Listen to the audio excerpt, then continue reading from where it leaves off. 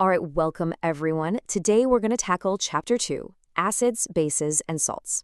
Look, my goal here is super simple. We're going to walk through the most important concepts, diagrams, and reactions, all straight from your textbook. By the end, you'll know exactly what you need to focus on for your exams. Let's get started. So, let's jump right in with a problem you'll actually find on the very first page of this chapter. Imagine this. Someone overeats and now they're suffering from acidity. What do you give them? Lemon juice? Vinegar? Or maybe some baking soda solution? The answer isn't just a random fact you have to memorize. It's all about understanding this one core idea, how acids and bases can actually cancel each other out. And don't worry, we'll have a rock-solid answer to this by the time we're done. Okay, so here's our game plan.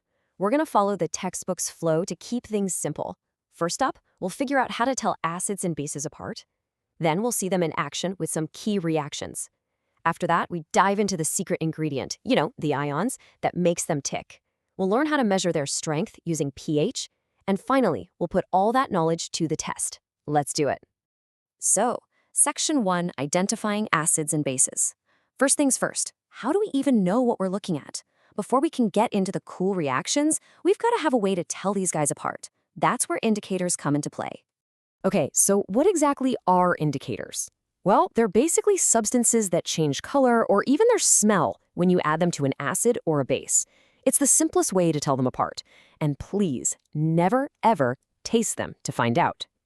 Your textbook talks about a few types, right? You've got natural ones like litmus paper or even turmeric. Yep, the stuff in your kitchen. And then there are the synthetic ones that are made in a lab. Now, this table, this is pure gold for your revision. Seriously, it takes all that info from Table 2.1 in your book and boils it down to exactly what you need to know. For example, check out phenolphthalein. It's colorless in acid, but then, bam, it turns pink in a base. Trust me, that's a classic one you'll see pop up in questions all the time. But hold on, it's not always about what you can see. Your book also talks about something called olfactory indicators. That's just a fancy way of saying they change their smell. Think about onions, right? That super strong smell. Well, if you add a base like sodium hydroxide, that smell completely disappears. But if you add an acid, nothing happens. Pretty cool, huh? All right, Section 2, Acids and Bases in Action. Now we're getting to the really good stuff, the chemical reactions. This is where we find out what these things actually do. We're going to go through the big ones, step by step, straight from the book. Okay, first step, a super important one. What happens when you mix an acid with a metal? The general rule is this. Acid plus metal gives you salt plus hydrogen gas, always. The metal basically kicks the hydrogen out of the acid, and that's how you get your two products. And this picture right here shows you the classic test for that hydrogen gas we just talked about. You see the zinc granules reacting with the acid, making all those bubbles? Well, if you take a burning candle and bring it near those bubbles, you hear a pop sound. That little pop is your proof. It's hydrogen. You will definitely see this in practical-based questions, so remember it. Okay, on to our next big reaction. This time, we're reacting an acid with a metal carbonate or a metal hydrogen carbonate. The products are kind of similar. You still get a salt and you get water, but here's the key difference. The gas you get this time is carbon dioxide. And yep, you guessed it. There's a special test for carbon dioxide, too. This diagram shows it perfectly. You bubble the gas through something called lime water, and if it's CO2, the lime water turns milky. Now here's a pro tip for your exams. They love to ask what happens if you keep bubbling too much CO2 through it. The answer? The milkiness actually disappears. It's a classic trick question. Now this next one is absolutely fundamental. It's called a neutralization reaction. It's actually really simple. An acid and a base react, and they neutralize each other. They cancel each other out. And what do you get? A salt and water. That's it. And hey, remember that first question about acidity? This is the exact principle at work when you use baking soda as a remedy. This brings us to a really neat rule of thumb that you just have to lock into your brain. Metallic oxides, they're basic. Think of them like bases. So they're going to react with acids. And non-metallic oxides, like that carbon dioxide we just saw, well, they're acidic. So they'll react with bases. It's a simple opposites attract kind of thing. Okay. Section 3, the secret ingredient, ions. We've seen what these things do, right? But now for the big question, why? What is it deep down that makes an acid an acid? What's the secret ingredient? Well, it all comes down to ions. This little experiment here gives us a massive clue. Look at that bulb, it's glowing. That only happens because the acid solution is conducting electricity.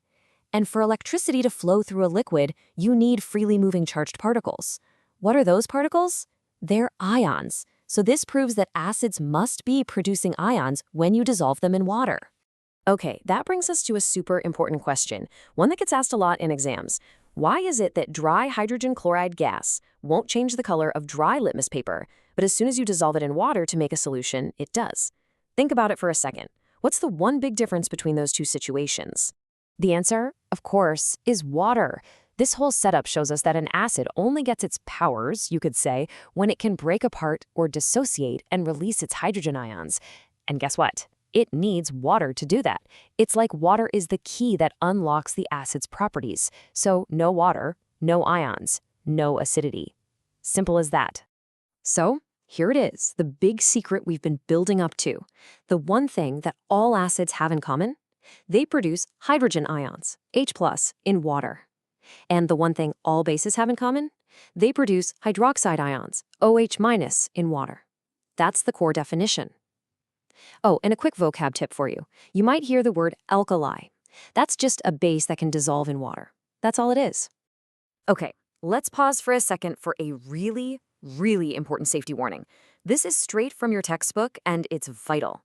When you mix a concentrated acid with water, the process is what we call highly exothermic. In plain English, that means it releases a ton of heat.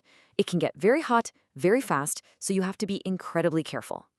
And this leads to a rule that you need to remember, not just for the exam, but for your entire life if you ever work in a lab. You must always add the acid slowly to the water. Never add water to the acid. Why?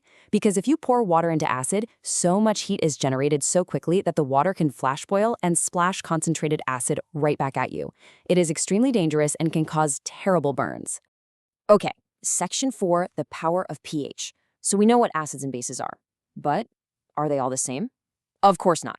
Some are much stronger than others. So how do we actually measure that strength? Well, that's where the pH scale comes in. So here it is, the famous pH scale. What it's really doing is measuring the concentration of those H+ ions we talked about. Now, the most important thing to get right here is that the scale is kind of backwards. A lower pH number means a higher concentration of hydrogen ions, which means a stronger acid. So a pH of 1 is way more acidic than a pH of 6. And right in the middle at 7, that's perfectly neutral. And this just helps put things in perspective, you know? You can see lemon juice is super acidic, down around 2.2. Pure water is neutral at 7. And get this, our own blood is kept in this incredibly narrow pH range, between 7.0 and 7.8. Our bodies have to work really hard to keep it that stable. It's pretty amazing. Okay, Section 5, Mastering the Chapter. We've covered a lot, right?